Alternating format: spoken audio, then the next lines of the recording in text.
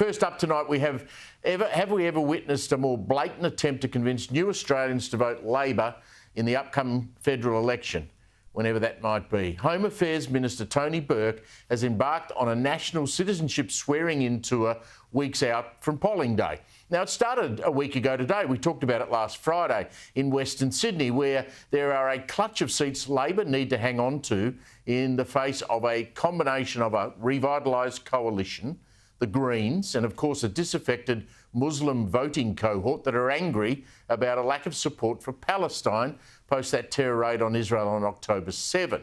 Now, Tony Burke himself is under pressure in his own seat, and Labor would love to snatch Fowler off the independent Di Lee. So last week and over the weekend at Olympic Park, as we knew, thousands of new migrants became Australian citizens. Now, Labor disputes this, but Di Lee was not invited to attend that function, while all the Labor candidates in the surrounding areas were all there. Now, Burke explains this away as well. I can't attend these things while Parliament's sitting, so I've organised them around my diary. Now, no one believes that. Now, I must say, I thought Homebush was the beginning and end of this bid for migrant votes off the back of becoming a proud Aussie. But now, how naive was I? Now, as reported in The Australian today, along with stage photos of Tony Burke up front looking like he's belting out the national anthem, we learned that this is a nationwide mass citizenship roller coaster with Burke the circus master.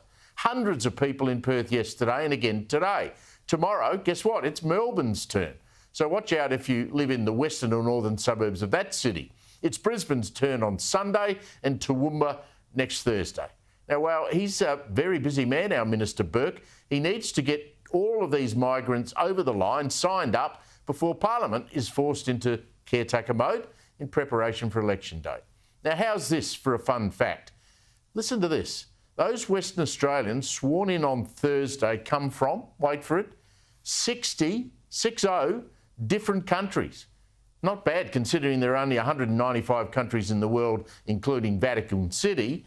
So roughly a third of the world represented in that Thursday mass swearing in Perth. And the Australian reports today their ages ranged from 2 years old to 93.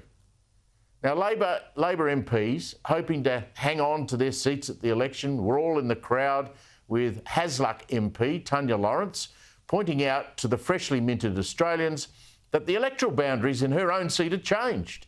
Then we had the Tangney MP, bloke by the name of Sam Lim, who hangs on by a thread in that seat. He was telling the crowd how he came to this country from Malaysia.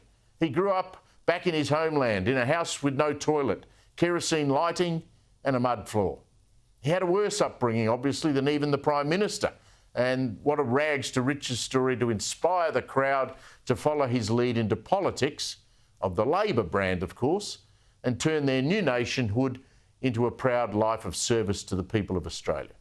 Now, to help all these new Aussies out on the voting thing, you know, where to vote and what you have to do with preferential voting, the room was full of AEC, Australian Electoral Commission officials in purple T-shirts wandering around the room telling people about the voting process.